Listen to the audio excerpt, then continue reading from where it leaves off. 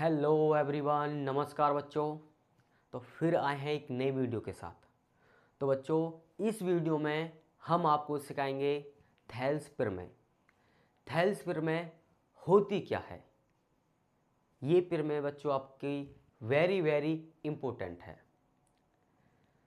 ठीक है बच्चों, क्योंकि ये जो थैल्स प्रमेय है, ये प्रमेय बोर्ड में भी कई बार पूछ ली जाती है। ठीक है बच्चों, तो इस थैल्स प्रमेय को हमें समझना है और सीखना है। इस थैल्स प्रमेय का प्रयोग बच्चों, जो हमारा चैप्टर है त्रिभुज, उस चैप्टर में जो हमारी एक्सरसाइज है 6.2, उस 6.2 एक्सरसाइज में इस थैल्स प्रमेय के अनुसार हमें सवालों को सॉल्व करना होता है।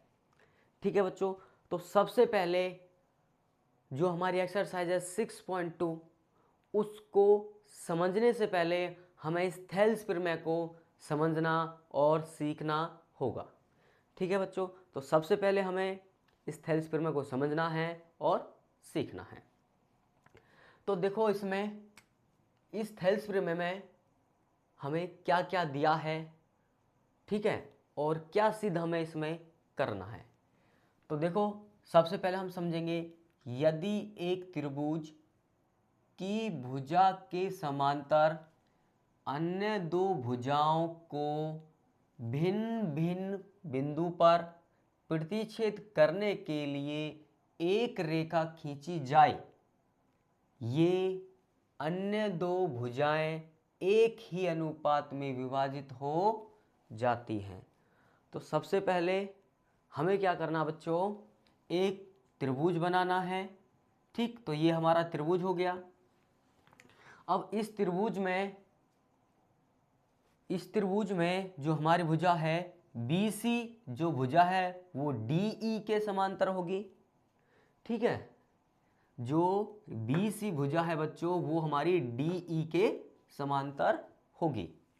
अब उसके बाद हमें दिया है, ठीक है बच्चों, हमें इस थैल्स प्रमेय में क्या क्या दिया है, पहले वो चीज़ हमें लिखनी है।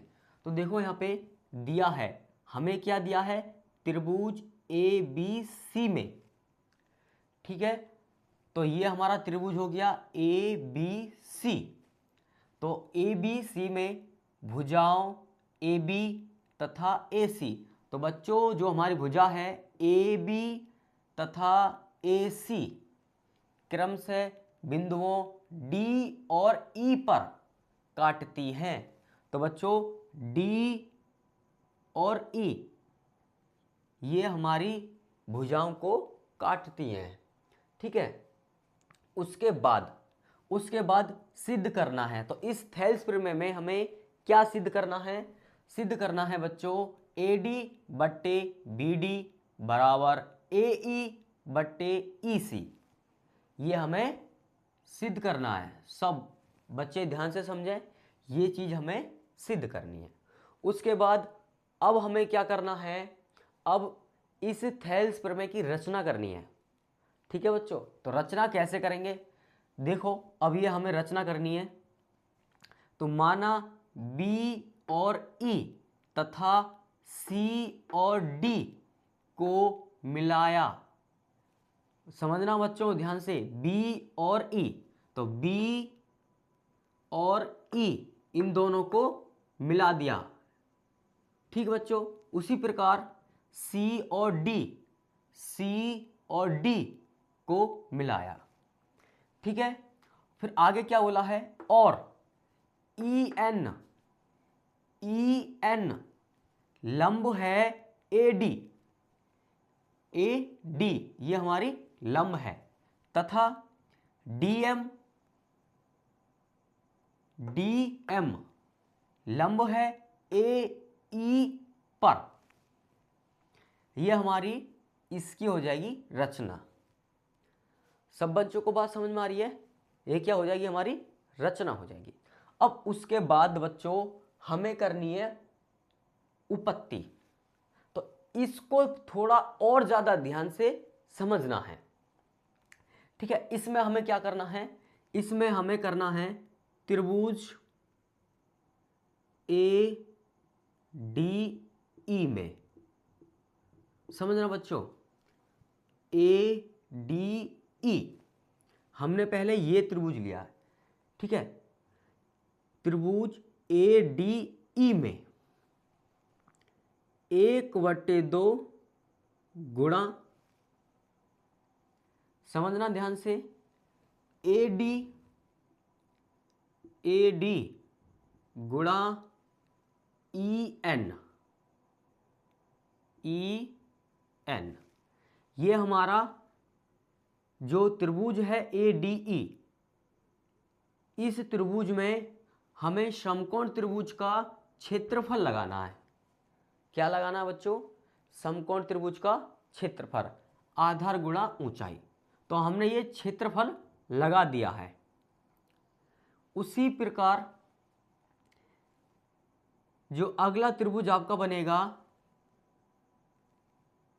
बी डी ई, त्रिभुज बी डी ई में, समझना है, बी डी ई, तो इसमें भी हमें समकोण त्रिभुज का क्षेत्रफल वाला फॉर्मूला ही लगाना है।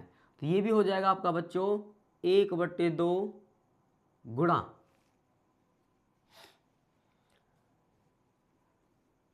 तो इसमें आपको लिखना है अब बी डी गुणा ई एन,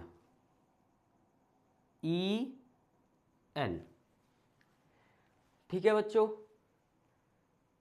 इतनी बात समझ में आ रही है।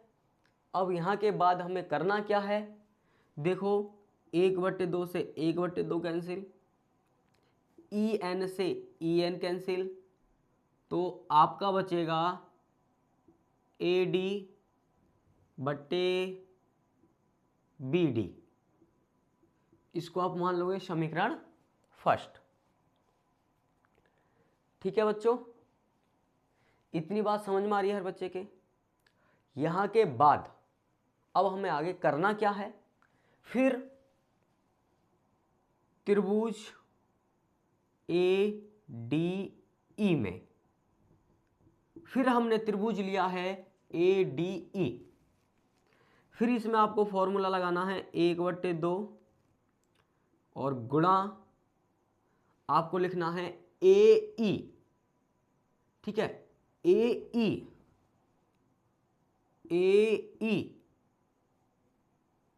गुणा डी एम। अब इस समकोण त्रिभुज को लेंगे, दो समकोण त्रिभुज है ना, अब इसको लेंगे डी एम। उसी प्रकार अब नीचे बट्टे में त्रिभुज क्या होगा सी डी ई में, अब हमने बच्चों ये त्रिभुज लिया है सी डी ई में। अब इसमें आपको समकोण त्रिभुज का ही फॉर्मूला लगाना है 1/2, ठीक है, 1/2 और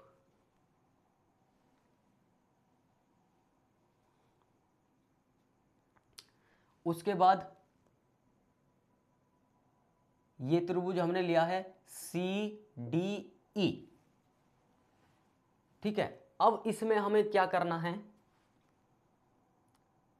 सी ई गुणा डी एम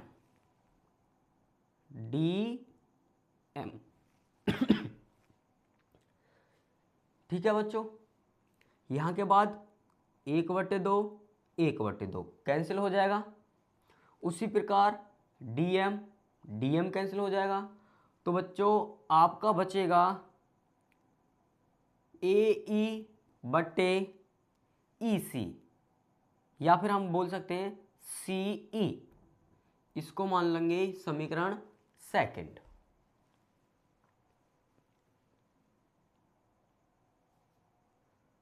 सभी बच्चों को इतनी बात समझ में आ रही है?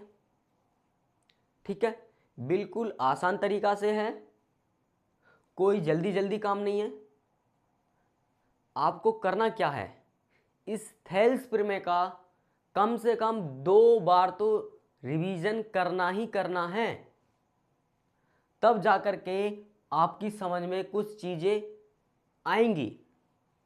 एक साथ ये प्रमेय आपकी समझ में नहीं आएगी। तो सभी बच्चों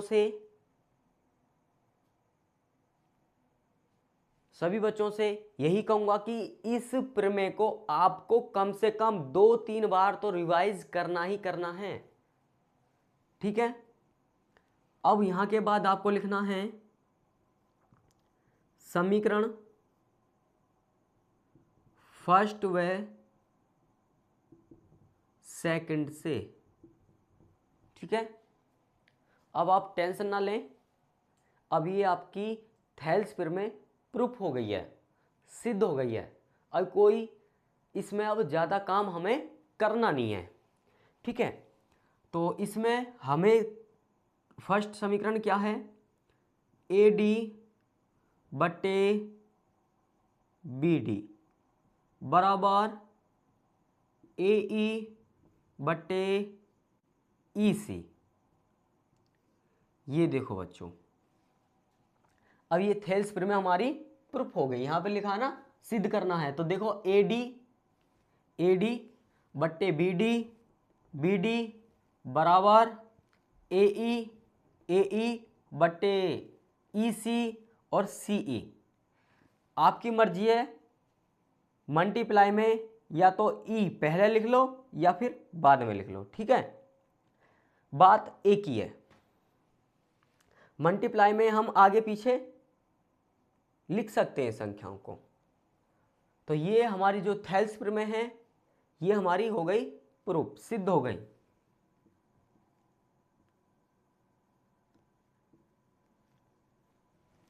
अब ये प्रूव्ड हो गई हमारी थेल्स प्रमेय। ठीक है बच्चों, कोई ज़्यादा बड़ी नहीं है, बिल्कुल आसान तरीका से और धीरे धीरे मैंने आपको चीज़ों को समझाया है और बताया है। ठीक है, तो आपको करना क्या है, इस थेल्स प्रमेय का कम से कम 2-3 बार तो रिवीजन करना ही करना है। ठीक है बच्चों, तब जाकर के ये थेल्स प्रमेय आपकी समझ में आएगी। और जो हमारी एक्सरसाइज है 6.2, जब भी इस एक्सरसाइज को कर पाएंगे तब हमें थेल्स प्रमेय को समझना हो और सीखना हो। ठीक है बच्चों, तो फिर मिलेंगे अगली नई नेक्स्ट वीडियो में।